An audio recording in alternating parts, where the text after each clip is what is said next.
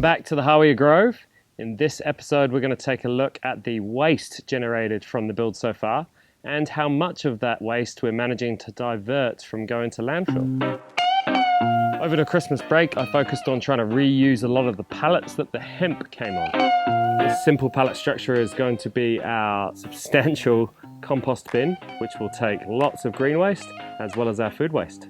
We're really lucky in this area because we have this amazing local community-based facility called Wastebusters.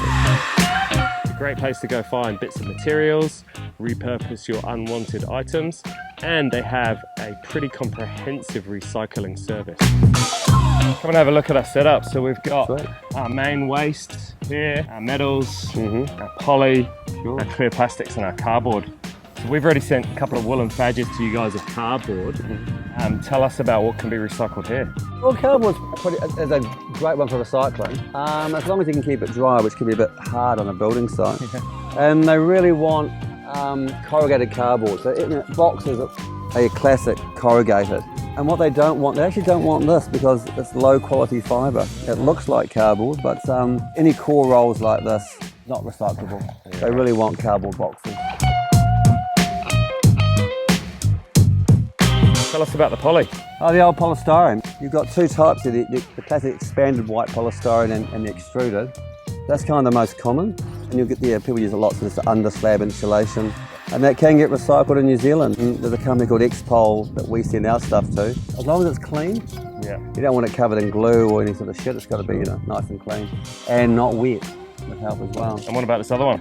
The extruded, don't think that can be recycled as far as I know, but that's pretty less common. It's used a lot more for retaining walls so it doesn't compress. So Bess, this clear plastic can all be recycled, right? Pretty much, yeah. I mean, the golden test for us is that if it's kind of stretchy, it's like a polyethylene, so as long as it's clear, we can recycle it. Right, but this stuff down here can't be recycled.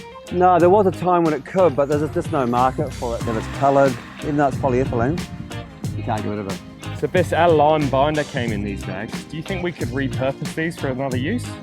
Well, yeah, sure, you can collect pine cones in them, but I mean, they've got a limited life. This is a polypropylene weave, and leave it exposed too long, it's just going to turn to powder. Yeah, and right. I'm inclined to think, just landfill it now. And otherwise you could end up a lot of microplastic pollution. This is pretty lightweight polypropylene, it's not going to last long. So this will just dissolve and become microplastics? Literally, yeah. You'll see it a lot. You'll see this in 6 months' time, even less. You'll pick it up, it's just going to powder in your hand, basically.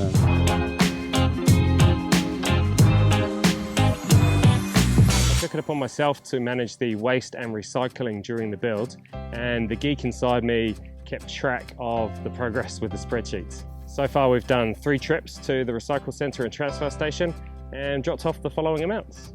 According to QLDC, a typical 3-bedroom new build produces about 5 tonnes of waste. We've sent half a tonne of waste to landfill so far, and I feel like that's a pretty good achievement considering we're 2/3 of the way through our build already.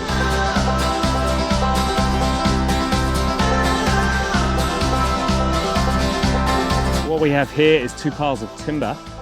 On my left, we have untreated timber and H1 treated timber.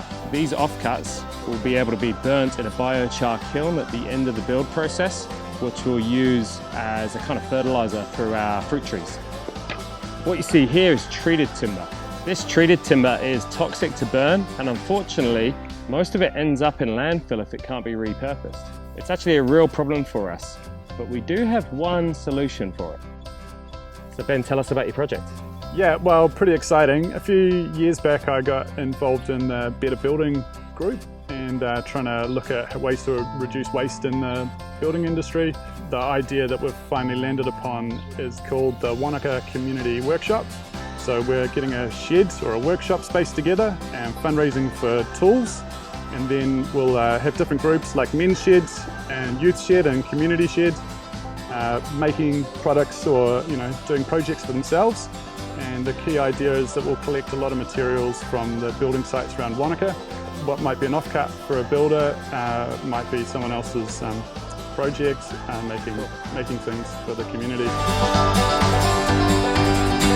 We've got this treated timber and this plywood that's full of glue that we can't burn. What do you think you'd be able to use this for? Well, treated ply is perfect for rodent traps. So I think we need pieces 400 by 250, and then sides creating a box. So yeah, rodent traps to go out like to dock or to home trapping groups to reduce the rodents. So this stuff's perfect for you? Yeah, absolutely. Great. Another material that often gets sent to landfill is jib, and this is a real shame, to be honest. We have jib on our internal walls and our ceiling, and the Urquhart boys are doing a really good job of taking the jib offcuts and repurposing them, using them in the backs of the wardrobes and places like that. Now, jib is made up 90% of gypsum, which is a naturally occurring resource. 7% of it is from paper, and the other 3% is soap, starch, and a little bit of fiberglass strands for strength. You can actually use jib offcuts as a soil conditioner, just as they do up at Green Gorilla in Auckland and at Canterbury Landscaping in Christchurch. We're going to crush up our offcuts of jib, and we're going to put them into a berm, mix them with some soil and plant it out with natives, and we'll show you at the end of the series what it looks like. Thanks for tuning in again. In the next episode, we're going to take a look at our interior finishings, which includes the lime plaster that we're putting over our beautiful hempcrete.